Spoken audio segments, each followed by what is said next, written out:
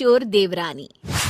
एक बार की बात है, सुषमा अपने पूरे परिवार के साथ खुशी खुशी मोहन नगर में रहती थी। उसकी 2 बहुएं थी, पल्लवी और शिवानी। एक दिन दोनों बहुएं रसोई में काम कर रही होती है कि तभी उनकी सास सुषमा उन्हें बुलाती है। अरे बहू, जरा इधर तो आना। शिवानी, जरा जाकर देखना सासू माँ क्या कह रही हैं। दीदी आप ही देख लो ना जाकर, आपको भी तो सुनाई दे रहा है। अरे मैं आटा गूंद रही हूँ ना, तुम चली जाओ। हाँ तो मैं भी तो सब्जी काट रही हूँ ना दीदी। अरे बहू जल्दी आओ। ओफो, ये तो जाएगी नहीं। मैं ही जाकर देखती हूँ कि क्या करना है। पल्लवी सुषमा के कमरे में जाती है। जी मम्मी जी, क्या हुआ? शाम को घर पर कुछ मेहमान आने वाले हैं, तो तुम अच्छा सा खाना बना लेना बहू। ठीक है मम्मी जी, आप बता दीजिए क्या क्या बनाना है और कितने लोग आ रहे हैं।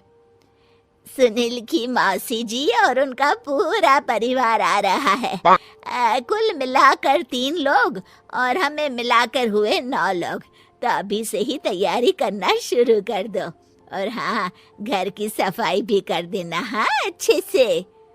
जी मम्मी जी, सब काम हो जाएगा, आप चिंता मत कीजिए। पल्लवी शिवानी को घर में मेहमान आने वाले हैं इसके बारे में बताती है। क्या 9 लोगों का खाना बनाना होगा, घर की सफाई करनी है?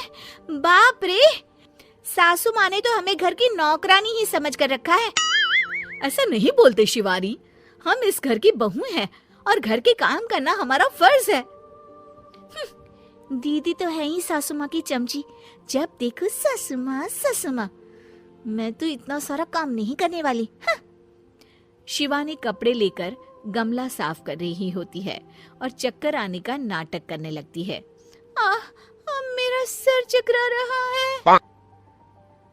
तभी वहाँ पल्लवी और सासू माँ जाते हैं। अरे बहू, क्या हो गया तुम्हें? मम्मी जी, बहुत तेज सर में दर्द हो रहा है। तुम एक काम करो शिवानी, आराम कर लो। नहीं नहीं दीदी, घर में मेहमान आने वाले हैं, मुझे आपकी मदद करनी चाहिए। अरे कोई बात नहीं शिवानी, तुम आराम कर लो, मैं सब काम कर लूंगी। ठीक है दीदी, अगर आप इतना कह रही हैं तो आराम कर लेती हूँ। शिवानी आराम से अपने कमरे में मैगजीन पढ़ रही होती है। इसे कहते हैं आराम की जिंदगी।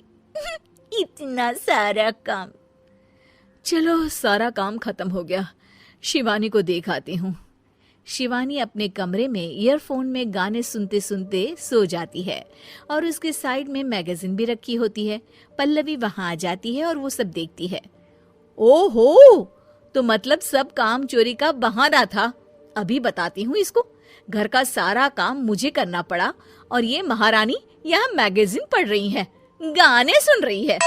पल्लवी रसोई से एक प्लेट और चम्मच लेकर आती है और शिवानी को थाली बजाकर उठाने लगती है।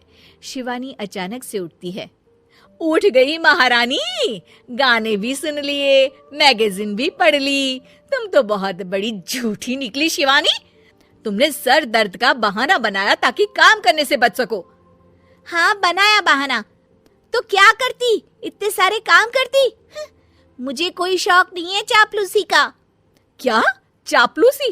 तुम्हें लगता है कि मैं सारे काम चापलूसी के लिए कर रही हूँ? और नहीं तो क्या। तभी वहाँ सासू माँ आ जाती हैं। अरे बहू, वो लोग बस आने ही वाले हैं, तुम तैयारियां कर लो। जी सासू माँ, तुझे तो मैं बाद में देखती हूँ। सब खाना खाने बैठते हैं और खाना शुरू करते हैं।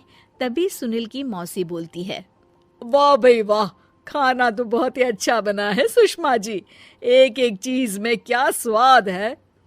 ये सुनकर शिवानी मुंह बना लेती है। उसे अपनी जेठानी की इतनी तारीफ रास नहीं आती। आपकी बहुएं तो बहुत ही अच्छा खाना बनाती हैं। हाँ, बनाती तो दोनों ही अच्छा है, पर आज ना ये सारा खाना बड़ी बहू ने बनाया है। छोटी बहू की तबीयत ठीक नहीं थी, सो इसलिए। मानना पड़ेगा सुषमा जी, आपकी बड़ी बहू तो बहुत ही गुणवान है। पल्लवी की तारीफ सुनकर शिवानी को जलन होती है। पल्लवी ये सुनकर खुश हो जाती है और शिवानी की तरफ देखकर उसे चिढ़ाती है। कुछ देर बाद मेहमानों के जाने का वक्त हो जाता है। मौसी जी सबके लिए उपहार लाई होती है। वो सबको शगुन के पैसे देती हैं और अंत में पल्लवी के पास आती है। तुम्हारे लिए शगुन का लिफाफा तो है ही, पर बहू तुम्हें एक और उपहार भी मिलेगा इतना अच्छा खाना बनाने के लिए। मौसी अपने सोने के कंगन निकालकर पल्लवी को पहना देती है। ये लो, ये मेरे मनपसंद कंगन है, अब से ये तुम्हारे हुए। धन्यवाद मौसी जी। ये देखकर शिवानी तो पूरी तरह से जल जाती है और गुस्से से रसोई में चली जाती है। तभी वहां पल्लवी आ जाती है और उसे अपने कंगन दिखाने लगती है। देवरानी जी, अब आपका सर दर्द ठीक तो है ना? मुझे लगता है कि अब सर दर्द शुरू हो गया होगा आपका।